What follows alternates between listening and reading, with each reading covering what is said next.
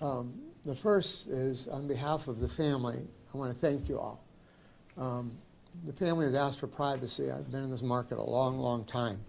I know many of you, and you've really shown them a tremendous amount of respect. They've asked for privacy, you've given it to them, you've gotten your stories, and it deserves to be commented on. So thank you. The second thing is I want to thank you all, because we had a screw up with getting some of the emails out. And some of you all contacted fellow or opposing stations or media outlets and let each other know about it. So thank you. That's just a real sign of professionalism, and it says a lot about our community. And the third thing I want to thank you all for, some of you have reached out. I've been in and out of the hospital all week. I just got released from ER this morning. So this will be the first time I've ever had a press conference with a catheter. So thank you for working with us and reaching out. You all have been very kind. Many of you I know, some of you are friends, some of you are friendly acquaintances, so thank you very much. We're here, to my left and my left and my right are my two partners, Delane Penland, who is a partner in our personal injury division, and Ryan Vesio, who's a partner, who's in our civil litigation in our personal injury division and our criminal division. And so, and behind us are our support team, fellow partner, also Rick Smith, and our support team, who we've been working on this case for quite a long time. And this one speaks specifically and particularly to you all, because we have a very novel and we believe valid and justifiable claim that we're bringing against Charter Communications, the ownership of Channel 13 locally. And what we're here to talk about is you all, and specifically Dylan, who was killed. You all are called out to go and cover stories, many times putting yourself in danger.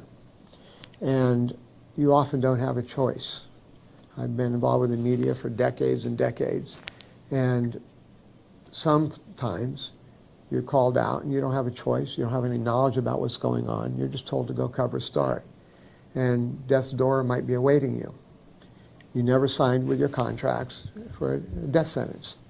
And you should have all the information available to you before you're assigned and sent out on a story that could be dangerous. And what happened here was very dangerous. There was a murderer, not an alleged murderer, but a murderer on the loose. This man, I won't say his name, was well known by law enforcement. A lot of controversy has arisen over this particular case because Dylan was killed. He was a reporter. It's been covered thoroughly.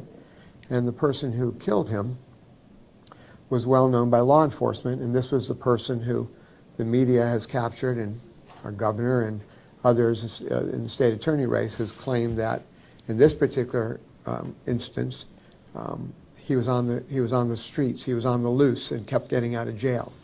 Well, it turned out it didn't happen on Monique Worrell's watch. It happened previous to that. But the point is, there was 13 or 14 different arrests of this individual. So he was well known by law enforcement. And in fact, earlier that day, his cousin, who was in the car when he murdered Natasha, his first victim, with his cousin. And his cousin talked to law enforcement, and they knew who he was. But rather than letting the public know, very identifiable individual, rather than putting out a notice of who he was, where he was, they stayed silent. They notified you all, they notified the press corps and the media corps that there had been a murder and that he was not captured. Dylan, like many of you, was simply sent out on a case or on a story. He appeared, young man, 24 years old, making a name for himself, loved by many of you all. And the photographer, after Dylan killed Tiana, the 9-year-old child, and then shot her mother, Randy, he then walked out. And on the very spot where the first victim of the day, Natasha, was killed, was the Channel 13 vehicle, right over the spot where she was killed, because nobody knew, and nobody was warned. And with that, the videographer was shot in the groin, and Dylan was shot in the side and died almost instantly. That could have been any of you. It could have been any of the media from around the country. You all take on dangerous jobs. And that's your choice, and it should be your choice. And that's the point of our lawsuit. You should have full knowledge, and you should have a choice whether you're going to be going into a dangerous situation. Some of you would say yes, some of you would say no. But whatever your answer, you should not be shamed in a newsroom. You should not be denied promotions. You should not be ostracized. You should not be mocked. You should not have advancements given to you. You should be able to be given a choice as to whether you want to go on a dangerous assignment and know the facts of that. In this particular case, an experienced news person, I believe a videographer from one of the other stations, had a bad feeling. And because of his knowledge and background, not that of a 24-year-old newbie, decided to leave. And I think most of you know who that is. And the fact is that that's what happened. And others of you helped save the videographer and rendered aid to Dylan as he was dead or dying. So that's why we're here today. It's a lawsuit that we believe needs to be heard. It is not one that has been typically done. We know from many of you all that you did not sign up to be killed, and you want a choice. And we know from around the country it's the same situation. So we're at the forefront of representing Dylan, his memory, and his family for compensation. And we believe the vast number of journalists and media out there who every day do the great work, the people's work, and just should have a choice in what they do. So thank you. I'll turn it over to my partners and then any questions that you all might have. Go ahead. Are we doing questions? Yeah. So one of the things that we see is that in the last 8 years, 321 journalists have either been shot or shot and killed, which is an astounding number. Every day, journalists across this country just go to work to report the news. Journalists are in the profession for the love and to inform our community of things such as what happened that day. However, basic security measures could go a long way to protecting those over 300 journalists. Studies have shown only 53% of journalists have been involved in any safety training over the last 3 years. And we're not talking about extensive law enforcement training. We're talking about basic situational awareness, the identification of weapons, and things that journalists can do to protect themselves. And even more important than that, steps that news organizations can take. A Center for Safety Alliance, which is a worldwide conglomerate of media organizations, entities, and non-governmental organizations, over 170 organizations have signed on to basic journalistic training in items such as situational awareness, personal safety, and reasonable measures that organizations and channels can provide and outlets can provide to their reporters to be safe. And let us not be mistaken what we're talking about. We're talking about a security guard in a high crime area. We're talking about a basic bulletproof vest that could be bought on Amazon for under $200.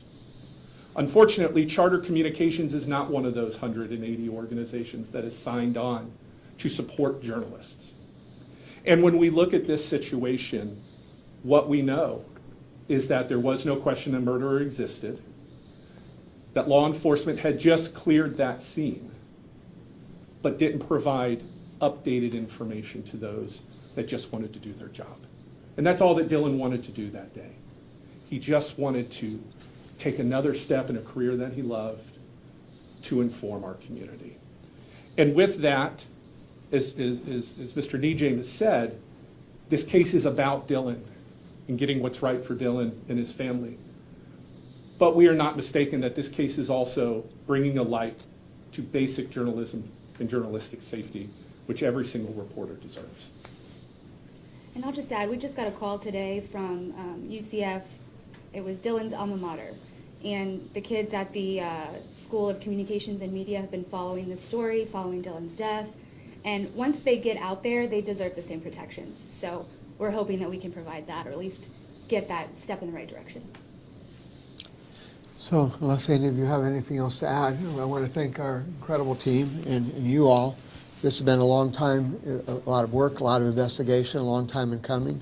And the allegations are set forth in the in the lawsuit, which is, I believe has been provided. If not, we'll get it to those who don't have it. We're open for any questions that any of you all may have. Why is Jesse Walden not a party to this lawsuit? We don't represent him. Does he plan on, You have to talk to him. That's why I specifically didn't mention his name. You know, I want to give him all the respect. If he wants his privacy, doesn't want to proceed or does want to proceed, that really has to be his choice. And for those who don't, that was the videographer. I think did Dylan object to going to that scene that day? we can't get into the basics, but the reality of it is he was just told to go. So if you're told to go, you go. And you should not be fearful, or it should not be a culture where you're going to be ostracized, not given a renewed contract, not demoted or not promoted in the newsroom. And you all face that. You all know what those issues are. And we simply said, one, there should have been from charter basic training that should go to all of you all. And two, that they should have given Dylan a choice, knowing that he was going to be potentially in harm's way, to do that. And the culture is set up where those are not choices. Wow, we covered everything with no questions. That's a first. Did you say the OCSO lawsuit is forthcoming? Are those separate? Can you differentiate? They are separate. It'll be forthcoming, although they are somewhat inextricably intertwined. What happened here would not have happened in my white, wealthy Windermere neighborhood. The fact of the matter is that this is in Pine Hills, and it is, I believe the statistics show 71% or so African American, and then about, I might be a little off with my numbers, but 20% or so, 17, 18, 19%, you'll know the numbers better than me, but in that range, Hispanic, and then the rest other, which would include white. With that said, what happened here is that when you'll see it in the suit that'll be filed next week, which we'll get into it more extensively, but Brandy Majors, who was coming home from bringing Tiana, her 9-year-old daughter, home from school, as she entered her neighborhood, she saw law enforcement and asked them what's going on. And they said, all been taken care of, go on. So she did. And with that, she went home, she rested, she was security, she worked security in the evening, was resting, and around 4:00 p.m., the back door opened, which was left unlocked because she had no reason to know of any danger. And they have a dog that would come in and out. And the murderer came in, saw the child, 9 years old, and shot her. And she ran to her mother, screaming, "Mommy, I've been shot." And her mother was cradling her. He opened fire on both of them again, striking Tiana again, and then striking Brandy in the arm. Her father rushed home as his wife was frantically calling 911 and him. He was getting some dental work done right down the street, got there before the paramedics. And she died. It didn't have to happen. So we'll be bringing out a lot more of that in the lawsuit next week. It just didn't have to happen. Because law enforcement will claim, and does claim, that they don't have a duty to inform, it's one thing. But when you ask law enforcement and then they don't provide you the information, and they give you information that causes you to lose a child, that's actionable in our opinion. I personally believe we have a great sheriff. I think he does a great job in Orange County, Sheriff Mina. But that doesn't mean that everybody on the street, or that doesn't mean that all policies are as they should be. And we believe that, one, there should be compensation for that beautiful family. And two, there needs to be appropriate changes so that the community is better safeguarded. And we hope that this office will be as responsible and as compassionate as we've seen them in other instances. But this shouldn't have happened. It could have been avoided, and it largely happened because of a failed policy and procedures and practices that exist that were dangerous and negligent.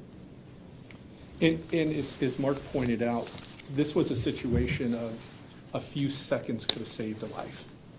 According to the affidavit for arrest warrant in the sheriff's office, the murderer was in the home approximately 14 minutes during that horrific time that Mark spoke about. A 14-second conversation of the murderer still on the loose, at least be aware, would have gone a tremendous way in order to save a life. And we think that that's important. And we think it's important to use all of our resources and experience to not only provide for the family, because a lawsuit will never give back their daughter, but to make change with notifications, with open communication, because those simple acts would have avoided this tragedy. And it ties in directly to Dylan's death. And that is that if there had been proper information provided from the company to Dylan, if he had been given a choice, if they had passed on that there was a shooter still on the loose, likely could be in the area, not been found, then we believe Dylan would still be alive today, and that 2 other people were killed and 2 others were shot. And so, yeah, we think that policies of both the sheriff's office and in this particular presser of Charter Communications should be changed, and they were negligent, and the deceased voices need to be heard. And we hope that this provides protection to all journalists everywhere, and that this opens the door for that discussion and for a resolution that safeguards everybody from now on and properly compensates the families for the losses they've incurred through these negligent acts. Thank you for the question. Has this type of suit been done anywhere else in the country? We're unfamiliar with it. I'm unfamiliar. We know of none. We believe this is somewhat groundbreaking. I think we alluded to that in the press release. And we anticipate that, and we hope that it gets a conversation going. And particularly since this affects everybody in this room in one way or another potentially. You know, many of you all were in tears over Dylan. And many of you all were reevaluating what you do for a living and what you need to be doing. I've talked to many of you. And you all are a microcosm of a larger media community, a journalistic community that exists. And this could have happened to any one of you at any given time. And we believe the only reason that more of you are not dead is because the killer ran out of bullets. It's that simple. The gun was hot, all the bullets had been expended, and 5 people had been shot, 3 killed. Do you have any idea why the police cleared the scene, if it was an ongoing investigation or whatever the situation was? We think that, everybody else can't see your hand movement, you did that. We think they just sloughed it off. And that, I think that's a good description, what you just exhibited. I think that, oh well, you know, Pine Hills, another shooting, let's move on. You know, people of Pine Hills are residents, they're citizens. They love and live and breathe just like the rest of us. And because there is some bad elements that have affected them, you know, the beautiful homeowners there, who are the vast majority, deserve the same and equal protection that everybody else should have, and typically does have. In this particular instance, I think whether it was weariness or a lack of concern, whatever their particular thoughts or biases or concerns were, they were waved in without any, all it would have taken is somebody was killed X amount of time ago, right at that spot. We recommend you take precautions, don't go home, or take close protection, take precautions to protect your family. How much is that to ask? And the back door would have been locked. Because we know from the scene, by 321 Hialeah Street was clear as if nothing happened. And those of you who were there that day know that. The tape was gone, the units were out of there, the case was closed by the sheriff's office. However, this is a busy community and people continue to come just to live their daily lives. And unfortunately, more horror and more tragedy happened after the sheriff's office just left the street the way that it was before the first shooting. that It was day. so sanitized that the Channel 13 vehicle was parked atop of where Natasha was killed. That could have been any one of your vehicles. It's that simple. You were called out on a story without knowing all the issues that were involved that was provided, and you go out, and it could have been any one of you at any given time, and it shouldn't have happened. And we hope that whatever efforts here that these brave families are doing to going forward, that in some ways, large and small, that the journalistic and media community is protected in the future. And what are the challenges of holding news organizations liable for something that's otherwise a pretty routine part of our jobs? Yeah, it's a big task, you know. I mean, we've got resources. But we take them on. It's what we do. We've been called the voice for the voiceless. And, you know, individually, you all don't have a voice. And unfortunately, it takes tragedies such as this to bring issues to the forefront. In this particular instance, it's a tragedy, and public attention is drawn on it, and we start dealing with it. You know, we count on the media. You're anything but enemies of the people. You are the truth seekers. You are the ones, and I'm a big fan of journalists, and you are the ones who bring all this out. And you should not be stripped of your voice, and you should be given a choice. It's that simple. You should be given a choice. And it should not be part of the culture that you have to go out if you are in harm's way. Many of you will accept that task, and bravo. No issue, applaud you. You know, there's a lot of bravery involved in that, and a lot of sacrifice. But that's not to say who people who don't go are not brave. They've got families, they've got lives, they've got loved ones, they've got other priorities that they might want to say, I don't want to cover that story. And the culture should be such that you've got the full knowledge and you're given a choice. And to top that, even if you go, you should have been given the basic training as to what to look out for, what protective materials could be given to you so that you are in your best possible place to be safeguarded. In this particular case, you all will know the one videographer left because, and the crew left because they had a bad sense. That comes from years and decades of experience. It doesn't come from being a 24-year-old young reporter on the street who's just being told to go do a story. And that kind of training should have been given, and it could have been given, and it wasn't given. And what it would take to provide that is a couple hours of time, a couple $100 worth of equipment, a little bit of security.